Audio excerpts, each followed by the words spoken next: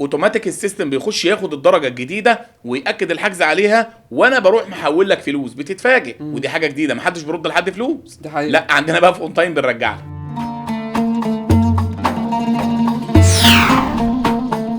رجعنا لكم في حلقة جديدة من بودكاست اون تايم بعد الفطار مع ياسر. اهلا بيك. اهلا وسهلا. رمضان كريم. الله اكبر حبيبي، تسلم. وده اللي هياخدنا لاول سؤال في حلقة النهاردة: ازاي ما يضحكش عليا وانا بحجز تذكرة السفر؟ طيب بص يا سيدي، شركات طيران لو هروح لمكتب سياحه فالمفروض ده الطبيعي ان السعر اللي هيتقال في البدايه هو اللي هننفذ بيه في النهايه. الا بقى ودي قليل جدا ان يقول لك ايه، ودي بتحصل. مش هنقول بقى ان الناس دي بتنصب علينا او الكلام ده، لا دي بتحصل، لان الطيران عباره عن بورصه، ومش انا لوحدي اللي قاعد على جهاز، ومش انا لوحدي اللي بشتغل على الطياره دي، ده العالم كله، الطياره مفتوحه، العالم كله بيشتغل عليها. هنقول مثلا رحله من القاهره لباريس يوم الاثنين الجاي 9 فبراير، انا كشركه اون تايم قاعد فاتح وقدام مني عميل عاوز يحجز عليها. اي حد تاني نفس الموال، شركه في امريكا، شركه في اي مكان، من حقه يحجز من عليها. فدي بتحصل فيها تغير في الاسعار، بيبقى وارد بنسبه كام؟ بنسبه 5%، اقصى حاجه 10% ان يحصل تغيير في السعر. اكتر من كده ما ينفعش. وبيبقى فيها فرق السعر ده في التغيير بيبقى في حدود معينه، مش ليميت مفتوح يعني لحاجه مفتوحه، لا الليميت ده مش مفتوح.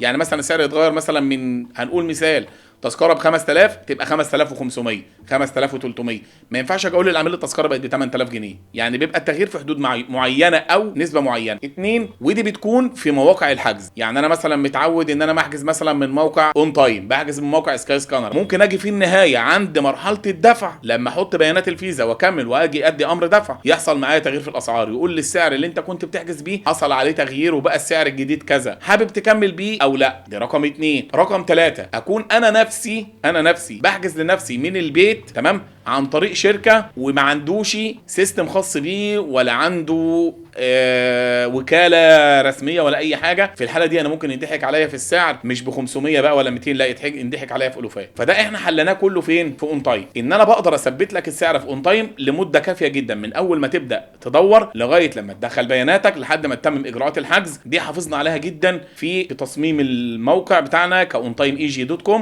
حافظنا عليها نديك اريحيه وانت شغال. طب انا بقى اصلا كعميل المفروض ان انا دايما بحب ان انا مثلا كجون ان انا الاقي السعر النهائي، مش هدفع اصلا فلوس تاني اكتر من كده. فازاي تمام. اتاكد ان مفيش ولا مصاريف ولا اي حاجه زياده بعد الدفع؟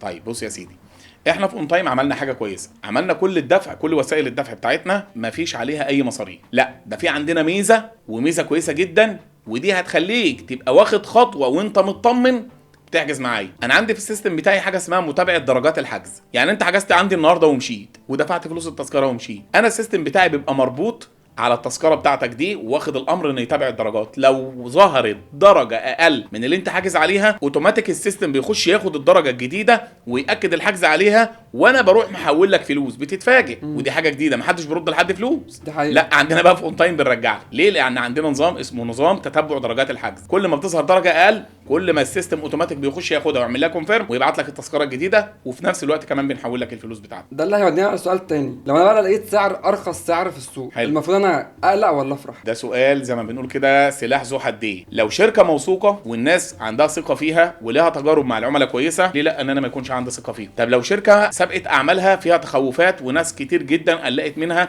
وما شكرتش فيها، لا لازم ناخد حذري منها. احنا في اون تايم حلينا المشكله دي ازاي؟ عملنا لك حاجه جديده لاول مره شركه سياحه بتعملها، عملنا لك الممبر شيب اون تايم. مجرد ما تحجز عندي اول حجز، بياناتك بتتسجل على CRM خاص بينا، بيبعت لك على الايميل بتاعك يوزر وباسورد للاكونت بتاعك عندي في الممبر شيب. طيب ده وظيفته ايه وبيفيدك في ايه؟ رقم 1، انت بقى معاك يوزر وباسورد معتمدين تقدر تطالبني بيهم في اي وقت. رقم 2، بقدر اخش بيهم على برنامج العضويه الخاص باون تايم واشوف الفلوس اللي انا دفعتها دي اتحولت لكام بوينتس، كام نقطه، والنقط دي بقت قد ايه فلوس. ده انا اقدر كمان اشوف من خلال البوينتس دي الشراكات بتاعت اون تايم مع كافيتريات المطار، كوفيهات المطار، لاونج المطار، استخدمها برضو كمان في تخفيض سعر التذكره الجاي. ده انت كمان لو رشحت عميل لاون تايم بيخش لك 15% من النقط اللي المفروض هو ياخدها عندك على البوينتس بتاعتك. هل لما بيخش لك ال 15% بيخسوا من عنده او بينقصوا من عنده؟ لا، بيخش له برضو البوينتس بتاعته كامله، ولكن احنا كاون تايم بنديك 15% اكسترا من عندنا احنا، ما انتش محتاج ان هم يتخصموا من عند العميل اللي انت مرشحه من عنده. في موضوع استقبال والتوديع في المطار، مثلا وحضرتك مسافر بره وهتنزل لوحدك والمدام والاولاد نازلين، فبتبقى في الحالات دي المدام بتبقى ايه مرتبكه من كثره الشنط، من عدد الاولاد اللي موجودين معاها. احنا بنوفر لك ايه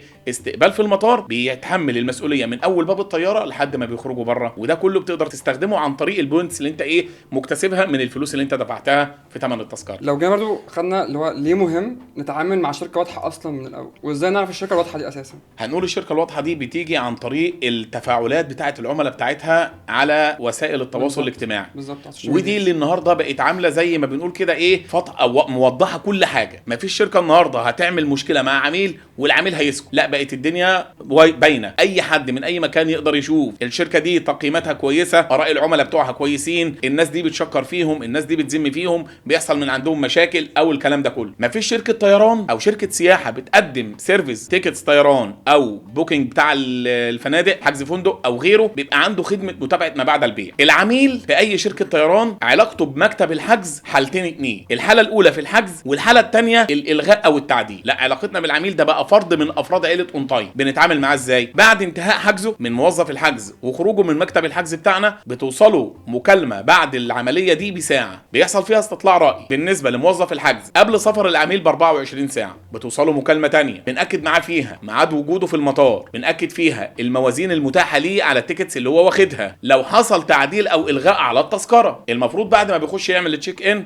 بتوصله رساله، في الحاله دي رساله مش مكالمه، بنقول له لو قابلتك اي مشكله في اجراءات الميزان، في اجراءات الاختام، كان في مشكله في التذكره او اي حاجه تعرفنا. يعني احنا عايزين نقول ان احنا بنضمن الفول اكسبيرينس للعميل طبعا من اول ما بيحجز معانا لحد ما بيوصل ونقول له الحمد لله على السلامه. طيب لو عايزين بقى نلخص كل الكلام ده في 3 حاجات، يعني ان العميل يتاكد قبل ما يدفع لاي شركه سفر. رقم 1، اي عميل في الدنيا عايز سعر اقل، اي عميل في الدنيا عايز اوبشنز كويسه جدا على التذكره، اللي هي الفرايتي بتاع الميزان، ان يكون عنده ميزان بزياده محتاجه، حتى لما يضيف شنط زياده او ميزان زياده على التذكره الاساسيه يبقى السعر حتى بتاع الاضافه اقل. رقم 3، ان المشاكل اللي تقابله سواء في المطار او تقابله في مواعيد الاقلاع والهبوط بتاع الطياره يلاقي شركه فعلا يعتمد عليها تبقى واقفه جنب منه. وده اللي احنا بنقوله، ان احنا الحمد لله في اون تايم بنقدر نوفر ده وزياده كمان. انا سعيد جدا بجد ان احنا اتكلمنا النهارده بخصوص الموضوع ده، عشان ده دايما بيبقى قلق كل الناس، ان انا ما يضحكش عليا وان انا ما اصرفش في مصاريف زياده او اقابل مشاكل بعد كده. بس اللي انا فهمته من حضرتك ان احنا بنضمن الفول اكسبيرينس لكل العملاء بتوعنا، مؤمنين من حيث كل حاجه ريجاردنج السفر. يعني اللي اقدر اضيفه لحضرتك كمان ان اي تيكتس بتخرج من عندنا او اي سيرفيس بيتقدم من خلال اون تايم عليه انشورنس، عليه تامين. انا بجد مبسوط جدا وانبسطت جدا ان احنا اتكلمنا في الموضوع ده، عشان ده فعلا قلق كل الناس. حابب اقول لكم ان احنا ان شاء الله الحلقه الجايه هنبقى بنتكلم اكتر عن التوقيت ازاي يكون مناسب للسفر، وانه قد ايه بيأثر اصلا على تكاليف السفر. وان شاء الله اشوفكم في حلقه جديده من بودكاست اون تايم بعد الفطار مع ياسر. شكرا جدا. الف شكر لحضرتك.